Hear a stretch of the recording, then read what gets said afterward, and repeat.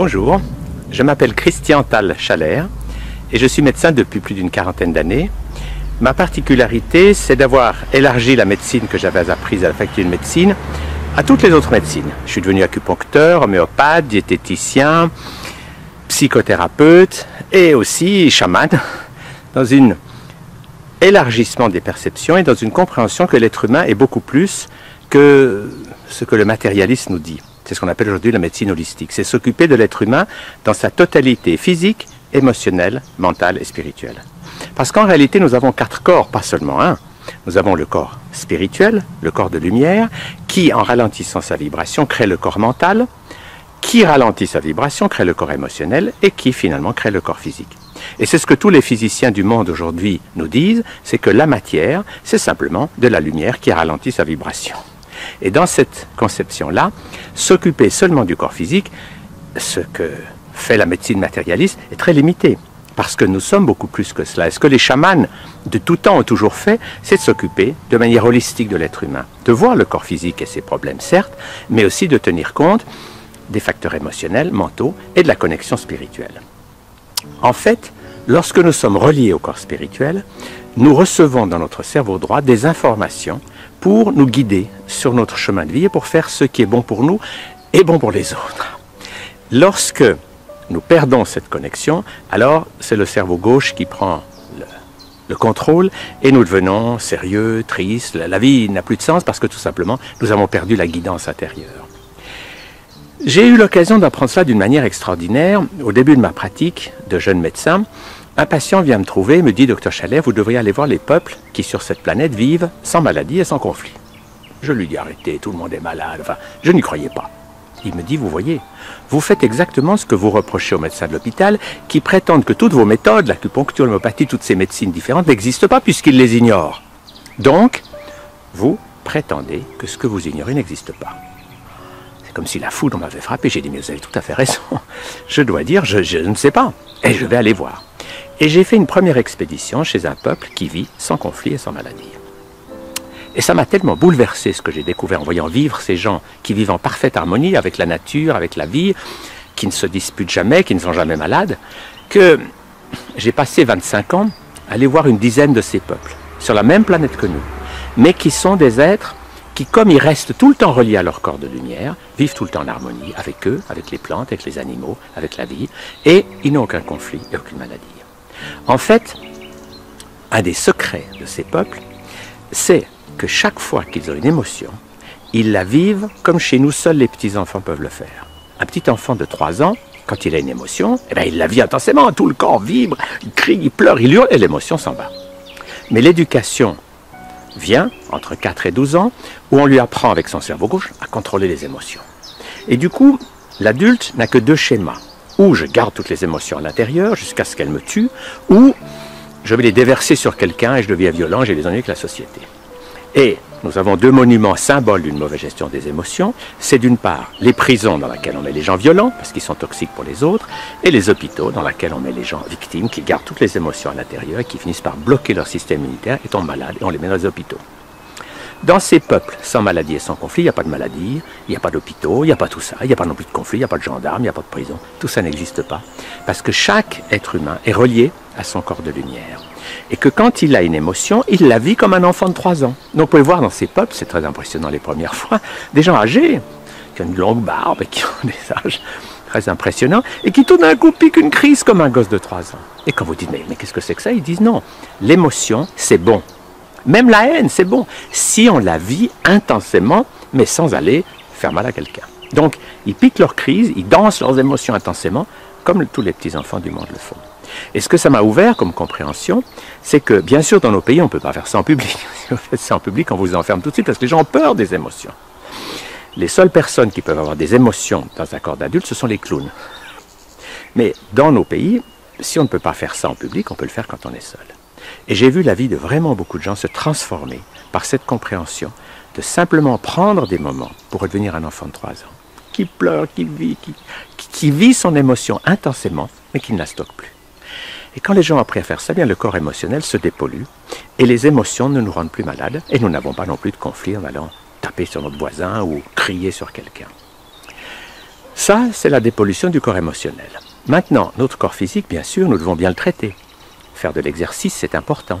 Faire attention à ce qu'on mange est capital.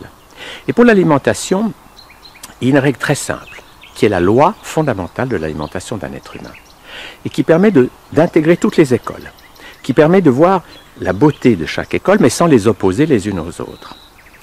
Cette loi, c'est la loi des 3 V. V de végétal, V de vivant et V de varié. C'est que le corps humain est conçu pour manger des végétaux. Plus nous mangeons de végétaux, mieux nous nous portons. Quand nous mangeons des produits animaux, que ce soit de la viande, des produits laitiers, des œufs ou du poisson, ces aliments diminuent notre vitalité et nous rendent malades. Et d'énormes études ont prouvé cela, comme le fameux rapport Campbell, où un médecin américain et son équipe ont étudié des Chinois pendant longtemps, et ils ont vraiment observé que la loi est absolue. Plus les gens mangent de produits animaux, plus ils vont avoir de maladies, quelles qu'elles soient, plus ils mangent de végétaux, mieux ils se portent. Donc le V de végétal, c'est un hymne à ne pas manger nos frères les animaux, à les respecter et à vivre en harmonie avec le peuple animal.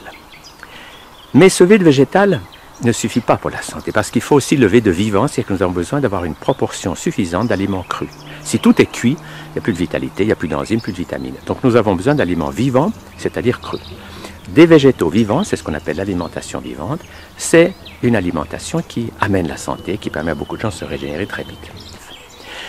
Tous les moyens de santé font partie de la médecine holistique. Les massages, les méthodes de naturopathie, les médecines énergétiques, tout ce qui permet à l'énergie de mieux circuler, tout cela a sa valeur dans une optique intégrée. S'occuper du corps physique, c'est important. S'occuper du corps émotionnel, c'est capital pour que les émotions soient fluidifiées, qu'elles ne soient plus stockées à l'intérieur. Et puis la bonne nouvelle, c'est que dès que le corps physique est dépollué, dès que les émotions circulent bien, automatiquement, le cerveau gauche cesse d'être un tyran qui tourne à toute vitesse et qui nous dit que la vie est dure et que tout est compliqué.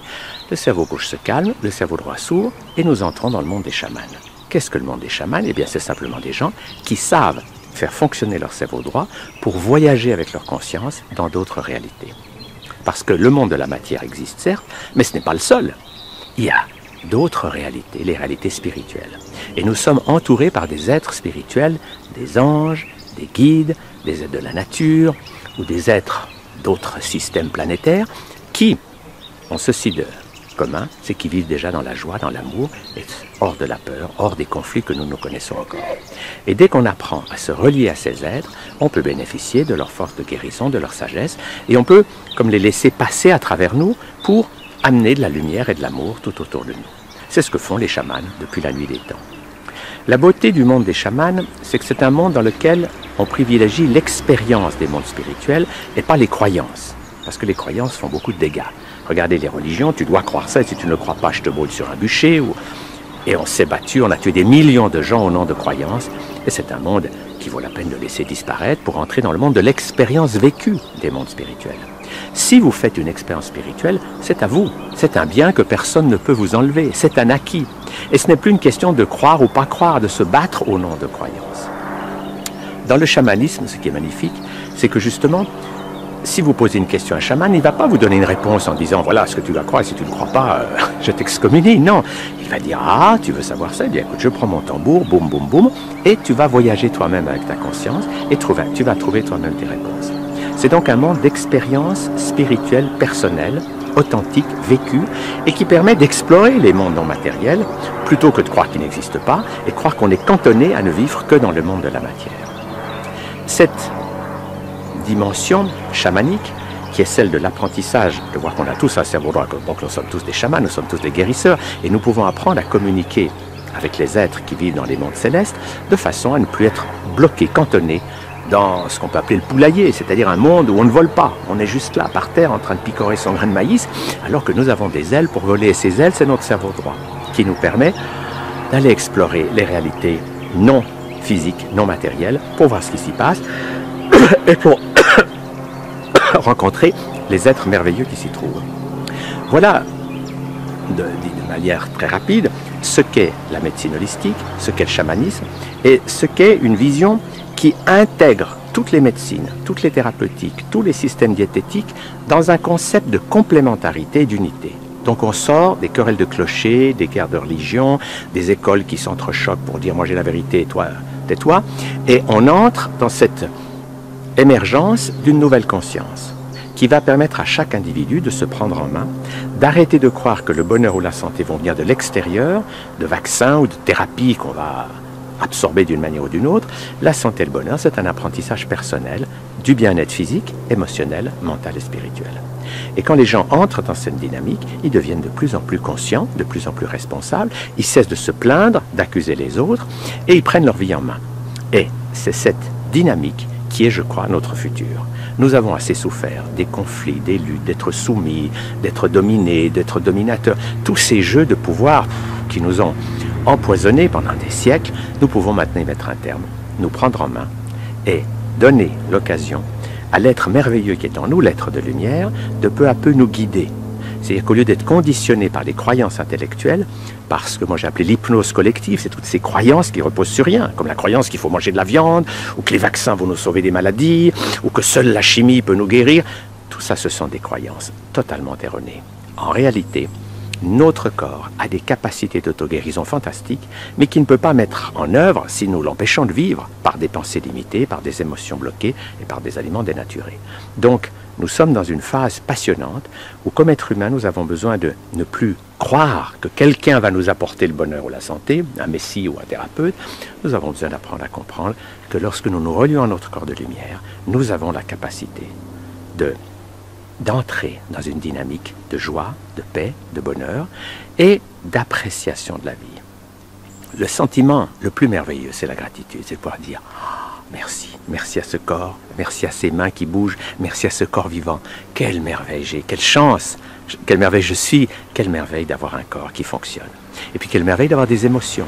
Et maintenant que je sais les gérer, je peux toutes les apprécier. Même la haine, je n'en ai plus peur. Je la vis, je la ressens, je la laisse couler, je la laisse partir, mais je ne vais plus prendre une épée, couper des têtes, ni garder tout ça à l'intérieur avec de la rancune ou de la culpabilité. Je vais fluidifier toutes ces émotions. Et puis mentalement, je ne vais plus laisser des croyances intellectuelles me dominer, m'immobiliser. J'ouvre mon cerveau droit, je me relie à la sagesse des mondes spirituels. Et alors la vie commence à s'ouvrir, à s'épanouir. Elle devient une vie merveilleuse. C'est vraiment la naissance d'une humanité consciente.